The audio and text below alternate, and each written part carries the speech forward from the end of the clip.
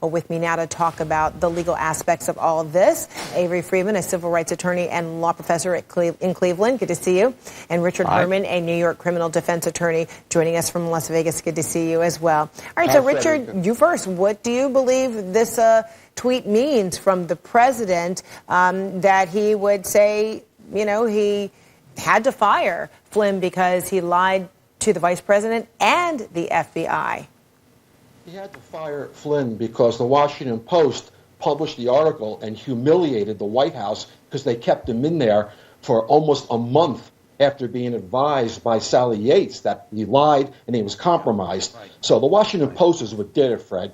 But in any event, this is a bombshell. And this General Michael Flynn, who was involved in the campaign, the transition, and then for about 18 days in the administration, was very, very close to Donald Trump.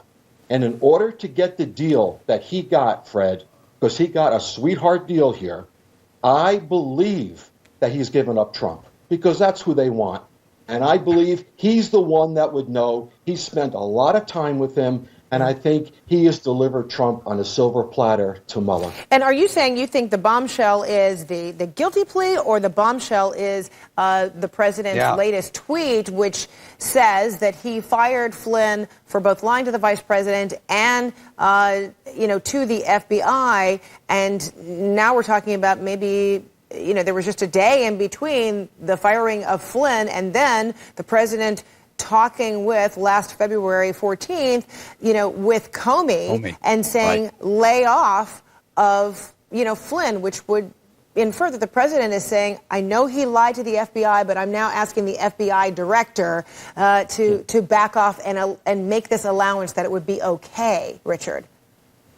Yeah, Fred, listen, he's trapped. Why would he go to such lengths to stop the investigation against Flynn if Flynn didn't have the goods on him, if Flynn couldn't hurt him? Why would he do that? Why would he go to Republican senators and say, can you guys stop this investigation? Just end it, end it.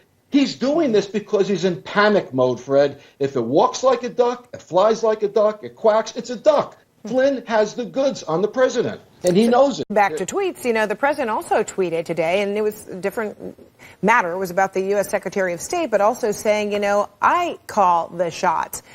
So is that applicable, if that, manner of work is applicable to, the president, whether it be as a candidate or whether it be as the sitting president, calling the shots, as it pertains to any relations with Russia? It is moronic, Fred. He admitted in his interview with Lester Holt to obstruction. He just kills himself. I mean, I couldn't have a client like that. I threatened to amputate his hands if he tweeted during this period of time. They can't control him. He's out of control, and he's hurting himself bad. Every time he puts something out there, it's going to come back and bite him. He's out of implicating control, others, Fred. too. All right, Richard. One last thing, Fred. Everyone's commenting, it's been a year and we don't have any collusion and it's a waste and they should stop. We don't know how far along they are, and we don't know the information that the Mueller team has. Well, that's true. They're That's releasing exactly what right. they want to release. And it's very, very dangerous, Fred. Sessions, Kushner, Trump Jr., they're lined up next. I think it's going to come down. I think Jared Kushner is going to get indicted next, and we'll see about loyalty. We'll see. When he's looking at We'll see what happens. All right, we're going to leave it right there for now. Thank you so much, Richard Avery. Take Appreciate care. it. Always good.